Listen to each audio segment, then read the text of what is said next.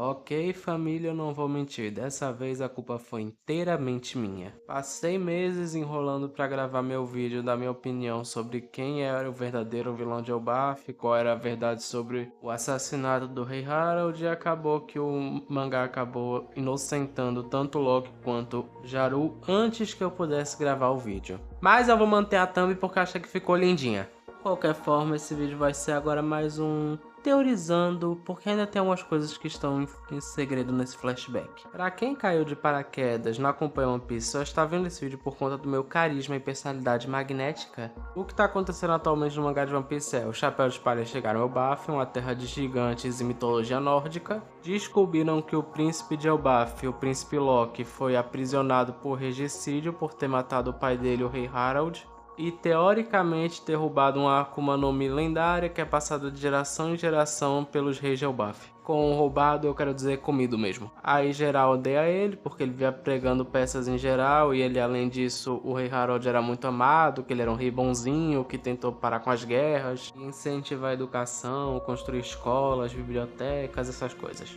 E o Loki foi preso porque esse ancião aqui, Jaru da Barba de Montanha, ele foi o único que sobreviveu ao massacre onde ocorreu a morte do rei Harold e testemunhou contra o Loki. Só que assim, ele já não tá muito bem das ideias, tá meio senil, meio gaga.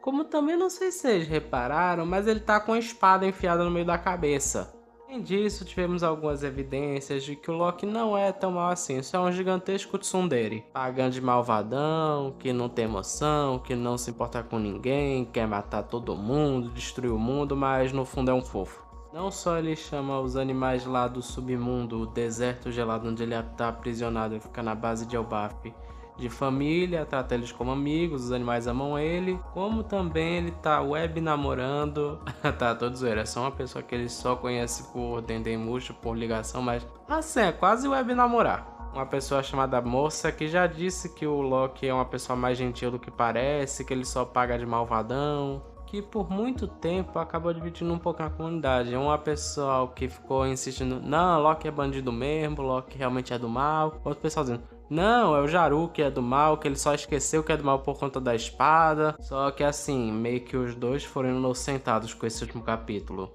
Só que eu creio que o pessoal ainda está deixando passar o verdadeiro vilão de Elbaf. O verdadeiro criminoso imperdoável por trás disso tudo. Afinal, pensem bem.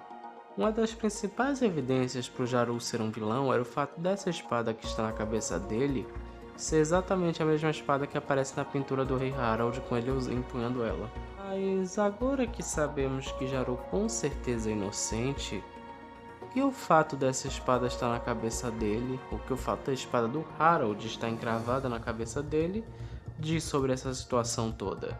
Afinal, a lógica diria que o Harold atacou o Jaru porque viu ele como inimigo.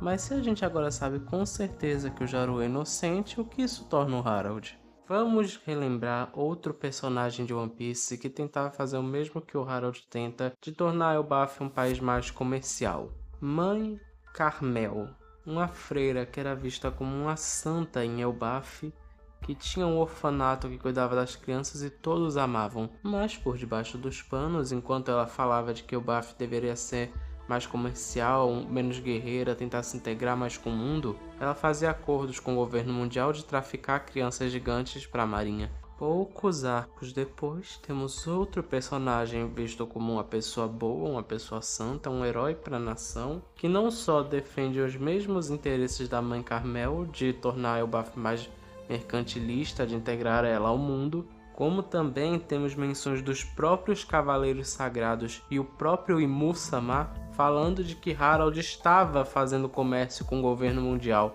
e com Imu-sama diretamente, ou pelo menos com os Cavaleiros Sagrados. Agora eu lhes pergunto, o que melhor para poder garantir ao governo mundial de que Elbaf está 100% do lado deles e conseguir a integração de Elbaf ao governo mundial do que um dos maiores poderes desse mundo? Uma Akuma no Mi, por exemplo. A Akuma no Mi que Loki diz sem parar que por ele ter comido, ele é o deus do sol. Uma Akuma no Mi que está em Elbaf há gerações e ninguém fora dela consegue botar as mãos nela.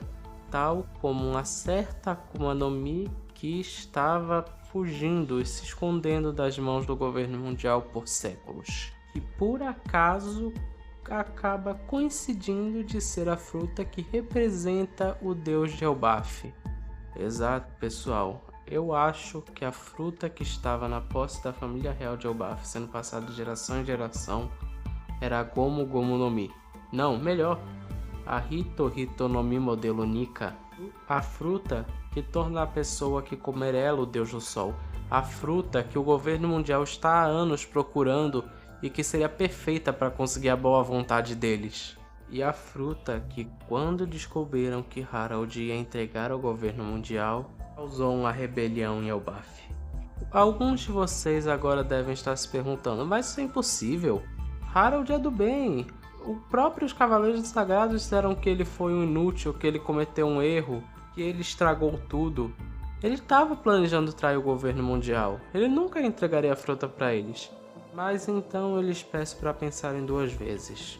Um grupo de vilões tão arrogantes, tão superiores aos demais, ao menos na cabeça deles, quanto os Cavaleiros Sagrados, acham mesmo que está tão além deles chamar um subordinado de inútil porque ele foi derrotado ou executado antes do plano se completar? Dizer que ele estragou tudo por se deixar ser pego? Eu acho que não, inclusive eu acho isso um tropo bem comum de animes, um jeito de falar bem comum.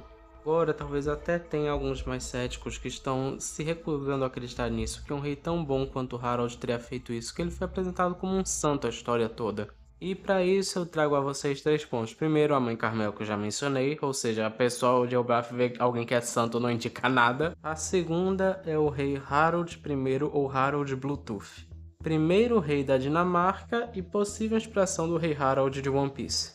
Ele é um rei que ficou conhecido principalmente por se converter ao cristianismo e auxiliar na introdução do cristianismo aos povos dinamarqueses. E assim, eu acho que nesse contexto da história e tudo é bem fácil trocar o cristianismo pelo governo mundial. Mas eu quero acabar aqui com a maior evidência de todas. No final do último capítulo de One Piece, pelo menos o último até agora, não sei quando vai estar lançando esse vídeo, espero que antes do próximo capítulo, para eu não ser desmentido de novo antes de lançar o vídeo, tivemos a revelação de que o rei Harold tinha uma personalidade diferente quando era mais jovem, quando tinha seus 45 anos, que seria 15 anos em idade gigante. Ele era bem mais cruel, violento, ficava pregando peças nos outros, e peças cruéis, tipo meter um chute na nuca do cara que foi lá um castelo, esmagando o castelo e matando todo mundo lá dentro. Ele era descrito como um completo lixo humano. Agora vocês devem estar pensando, beleza, mas as pessoas mudam, as pessoas amadurecem, se tornam pessoas melhores, e sim, até pode ser verdade. Mas deixa eu levantar outra hipótese aqui. Esse Harold lixo humano não seria extremamente propenso a fazer um acordo com o governo mundial e vender toda a Elbaf por mais poder? E não garante que essa súbita mudança dele não foi fruto desse acordo que ele fez com o governo mundial? Tudo para preparar Elbaf para entregar de mão beijada ao governo mundial. E então você me pergunta, meu Deus, quantas vezes eu falei essa frase nesse vídeo? Então isso quer dizer que ele passou os últimos 109 anos fingindo? Até poderia ser, mas eu tenho uma hipótese bem mais interessante. Reparem nesse quadro que ele está sendo acertado pelos guardas. Você pode pensar que é só uma silhueta, mas tem um pessoal dizendo que isso pode ser o Dome Reverse, uma habilidade do Imu que inverte a pessoa, transformando ela numa versão maligna e sombria. Que logo de cara eu digo, não, ele não está sendo transformado em uma versão sombria. Vamos olhar como funciona o Dome Reverse. Primeiro a pessoa afunda até a cintura, depois vira de cabeça para baixo, e o que fica da parte sombria para cima é só as pernas. Quando a parte sombria sai, ela já não está mais na forma de uma silhueta sombria. Só que reparem que, embora ele esteja realmente maior que os guardas dele, como um gigante ancestral como ele deveria ser, ele não está tão maior assim que eles. Alguns de vocês podem dizer que provavelmente é porque os guardas então que foram transformados em gigantes sombrios, em formas demoníacas pelo Dome Reverse. Só que de novo não, olha aqui o Dory e Brog transformados em gigantes sombrios pelo Dome Reverse, eles ficam quase com a mesma altura do Jaru. Como vemos aqui, o Jarl tem a mesma altura que o Loki e provavelmente do Harold também. Eles não estão com a mesma altura do Harold. Fora que esses chifres nos capacetes dele são chifres dos capacetes, não são chifres da forma demoníaca. Mas o Harold de fato está estranhamente baixo, como se ele tivesse ajoelhado ou afundado. Pode parecer que eu estou me contradizendo, uma vez que eu mesmo disse que a forma que ele está não combina com o processo do Dome Reverse. Mas se a forma que ele está não encaixa no Dome Reverse, e se a gente fizer ela encaixar? Se no Dome Reverse fica a parte de cima normal e as pernas, a metade inferior que fica a forma sombria, o que você faria para deixar a metade inferior sombria? Provavelmente reverter o Dome Reverse. O que estamos vendo aqui não é Harold entrando na sua forma sombria, mas sim saindo dela. Eu acho que Imu pode ter mandado um Tsukishima aqui. Sabendo da personalidade difícil de Harold, ele imaginava que o Harold não ia conseguir manter a farsa por muito tempo. Então ele usou o Dome Reverse para reverter a personalidade do Harold, deixando ele bonzinho. Com isso, também totalmente sob o controle dele por conta dos efeitos do Dome Reverse. Harold passou anos sob total controle do Imu, agindo como um rei bonzinho para todo mundo enquanto estava mancomunado com ele por debaixo dos panos, só esperando a hora de poder desfazer o Dome Reverse e prosseguir com o plano de entregar a fruta para Imu, que também explicaria o círculo de invocação de Cavaleiros Sagrados que está na sala do trono do Harold. Claro, ainda há algumas questões em aberto, como quem realmente matou o Harold. Seria meio difícil o Jarl fazer isso com ele tendo levado uma espada na cabeça e tal. E quando Hayrodin questionou Loki se ele tinha matado o Harold, ou melhor dizendo, afirmou que ele tinha matado o Harold, o Loki respondeu dizendo: até tu acreditar nisso, você realmente acha que eu conseguiria matar nosso próprio pai? Mas assim, o flashback ainda tá rolando, o Gaban já revelou que ele sabia o que aconteceu na sala do trono naquele dia, o que não deveria ser possível a menos que ele estivesse lá. Ou seja, nada impede que tivesse mais gente lá. Ou sei lá, o Jarl conseguiu matar o Harold antes de levar o golpe na cabeça. Ou quem sabe o Loki estava falando de um sentido mais figurado, do tipo: ah, aquele cara já não era mais o nosso pai, era um babaca, um lixo humano. Ele não é o pai admirável que a gente cresceu vendo e admirando. A gente vai ter que dar tempo ao tempo para poder descobrir essa parte do mistério. Mas acho que eu consigo acertar boa parte do que pode ter acontecido no passado de Elbaf. Mas e aí, gostou da teoria? Claro que você gostou, eu que não tenho como estar errado nessa, então vai lá e se inscreve e dá like para não perder minha próxima cravada. Por hoje é isso e tchau!